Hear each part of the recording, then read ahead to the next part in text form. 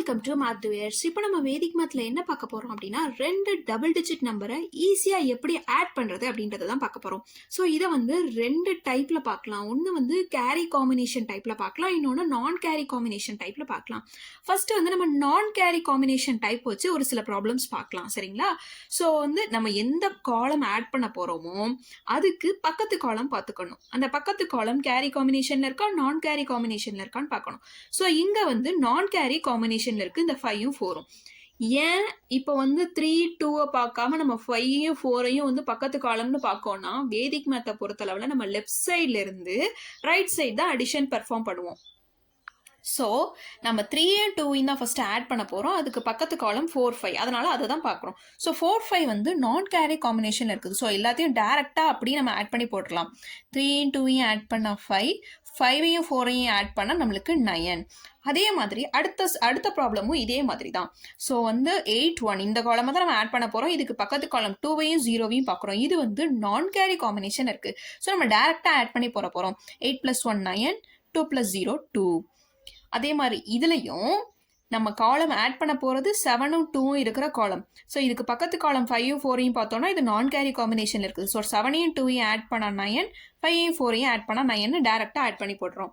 அதே மாதிரி இந்த ப்ராப்ளமும் 6ம் 3யும் ஆட் பண்ண போகிறோம். பக்கத்தில் இருக்க 3யும் 2யும் பார்த்தோம்னா இது நான் கேரி காம்பினேஷன் இருக்குது.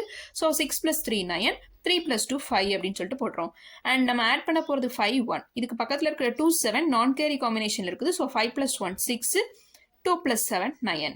இதுதான் வந்து கேரி காம்பினேஷன் இல்லாம நான் கேரி காம்பினேஷன்ஸா வச்சு சால்வ் பண்ற ப்ராப்ளம்ஸ்.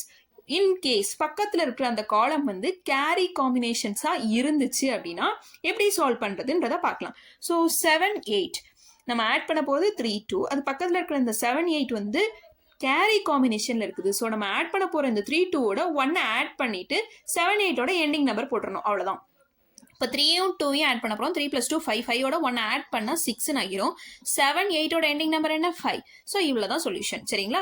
அதே மாதிரி இந்த ப்ராப்ளமும் நம்ம ஆட் பண்ண போகிற காலம்க்கு பக்கத்தில் இருக்கிற காலம் வந்து கேரி காம்பினேஷன் இருக்குது. ஸோ நம்ம ஆட் பண்ண போகிற இந்த 9 2 அதோட சொல்யூஷனோட 1 ஆட் பண்ணிக்க போகிறோம். ஸோ 9 + 2 11, 11 + 1 12 அப்படின்னு ஆகிரும். அண்ட் 8 3ஓட எண்டிங் நம்பர் என்ன அப்படின்னா 1. ஸோ அதை அப்படி போட்டுக்கிறோம்.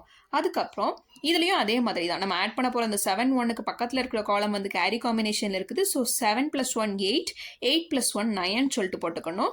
அண்ட் 9 2ஓட எண்டிங் நம்பர் 1. ஸோ அதை அப்படி போட்டுக்கிறோம். அண்ட் நம்ம ஆட் பண்ண போகிற அந்த 1 2க்கு பக்கத்தில் இருக்கிற 8 3ன்ற இந்த காலம் வந்து கேரி காம்பினேஷனில் இருக்குது. ஸோ 2 + 1 3, கேரி காம்பினேஷனில் இருக்கிறத 1 ஆட் பண்ணோம் அப்படின்னா 3 + 1 4ன்னு ஆகிரும். 8 3ஓட எண்டிங் நம்பர் 1.